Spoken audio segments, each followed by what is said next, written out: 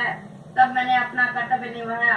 परशुराम, अच्छा तो ठहर जा, मैं भी तुझे इस दुष्टता का मजा चखाता हूँ। लक्ष्मण, खबरदार, होश से बात कर, यहाँ से चला जा वरना कच्चा चबा जाऊंगा। परशुराम, अरे धूल, साक्षात शरारत की मूर्ति, फिर तू अपनी जवान चलाने लगा और मेरी इज्जत धूल में मिलाने लगा।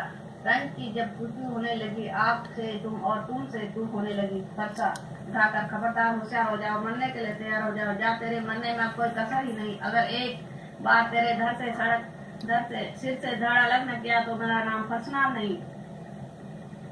लक्ष्मण, क्या मारेगा भोले बारामण, काली साथ तू लाया है, बड़ा घमंडी बनकर आया, जाने काल बुलाया है। माता तूने अपनी मारी, पिता को बाकी छोड़ा है, गुरु के ऋण से उर्ण नहीं है, ये रण भी क्या थोड़ा है, क्या मारेगा बोले ब्राह्मण। लक्ष्मण, हे ब्राह्मण, तू मुझे क्या मारेगा? तू स्वयं मौत के बहाने आया है।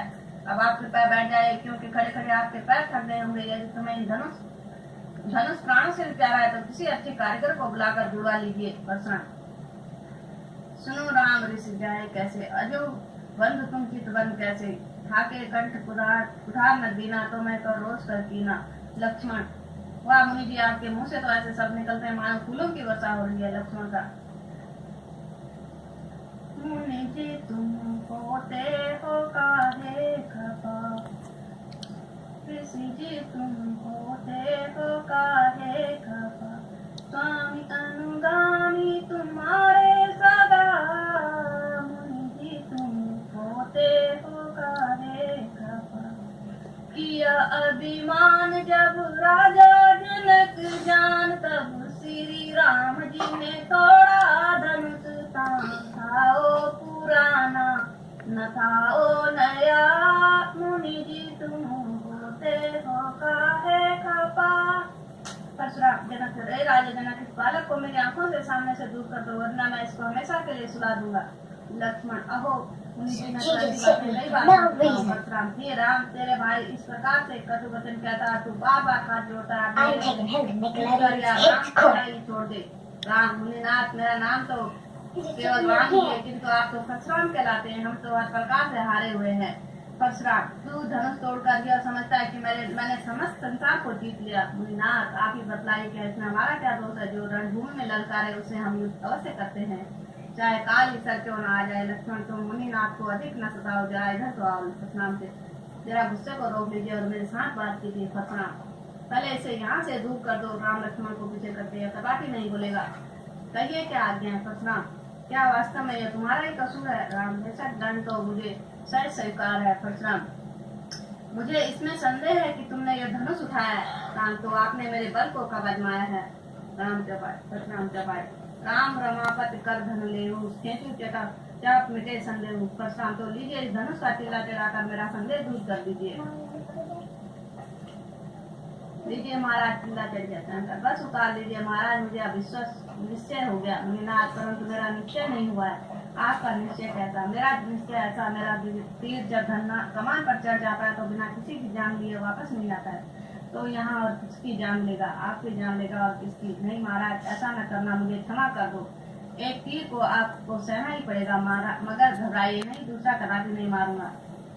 परशुराम, मगर दूसरे की नौबत नहीं आएगी। प्राण एक ही तीर से जान निकल जाएगी। परशुराम, जान निकलने की तो आपने अच्छी कही है, अभी तो आधी निकल गई है। लक्ष्मण, आने से बस में श्री हो जाएगा। जब जरा फरसा तो उठाओ, तुम कुछ तो अपनी जोहता का बल दिखाओ। परशुराम गिड़गिड़ाता, लक्ष्मण जी, मुझे किस तरह से क्षमा दिलाओ। लक्ष्मण, तुम तो इतना उछलते थे। परशुराम, मूर्खतावश मेरी जवान से जो शब्द निकले थे लक्ष्मण, लापरवाही से, तो मुझे क्या कहते हो? मैं तो अब तुम्हारी नजरों से दूर हूँ। मेरा जो बोलना या तुम्हारे निकट बीच बोलना है, श्री रामचंद्र से आपकी बात है। अब मामला उनके हाथ में है, इसलिए मेरा बीच में बोलना बेकार है। रामचंद्र की ओर से चुपे इशारा करके, अब देखते क्या हो, छोड़ दो तीर। परशुराम, रामचंद्र से हाथ जोड़कर, भगवान, मेरे मुंह से जो कुछ अपशब्द निकले हों उनके लिए क्षमा चाहता हूँ।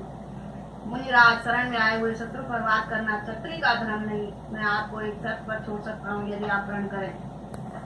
जय रघुवंश बन भानु गहन धनु कुलधन किसानु, जय सुरेनु द्रुप हितकारी, जय मत मोह क्रोध भयकारी, विनयशील करुणा गुण सागर, जय के वचन रचना अभिनागर।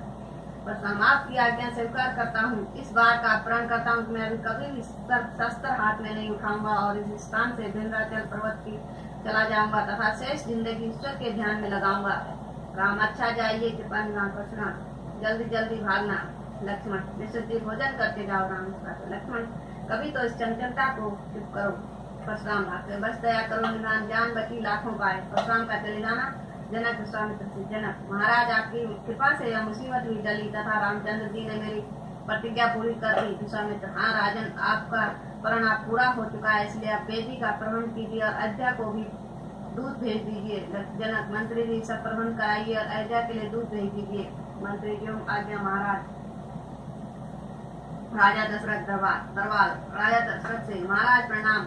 मिथिलापुरी से एक दूत आया है। दशरथ, अच्छा उन्हें दरबार में आदर सहित बुलाइए। द्वारपाल, जो आज्ञा महाराज। दूत प्रवेश करके पत्र देकर, महाराज प्रणाम। मिथिलापुरी से राजा जनक ने यह पत्र आपकी सेवा में भेजा है। दशरथ, मंत्री देखो तो इस पत्र में क्या लिखा है।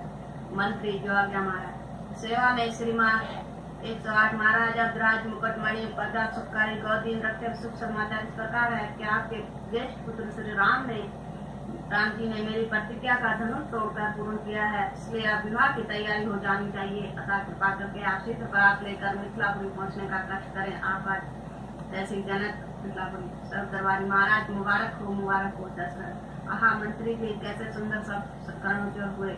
ये परमात्मा तेरा धन्यवाद है। अच्छा मंत्री जी, आप दूध को भेजकर भोजन आदि करा कर विदा कीजिए। वशिष्ठ के गुरु जी शुभ कार्य के लिए देरी नहीं करनी चाहिए। अब शीघ्र बरात की तैयारी के लिए मुहूर्त कीजिए। बस ठीक है, ऐसे शुभ कार्य में सब मूर्त हैं।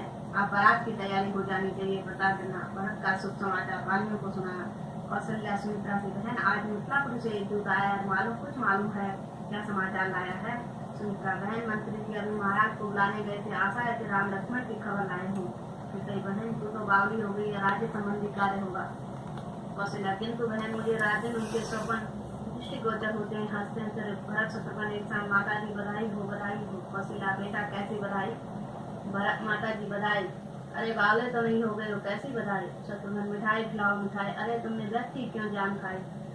माता जी सुनो, मिथिलापुरी राजा जनक ने अपनी पुत्री सीता का स्वयंवर रचाया था, उसमें भ्राता श्री रामचंद्र जी विजय हुए। अभी अभी राजा जनक का दूत आया और यह शुभ समाचार सुना गया कि पिताजी सहित बारात में बुलाया है, हमें तैयारी करनी चाहिए। बाजे गाजे के साथ अयोध्या से राजा दशरथ का जनकपुरी चलना।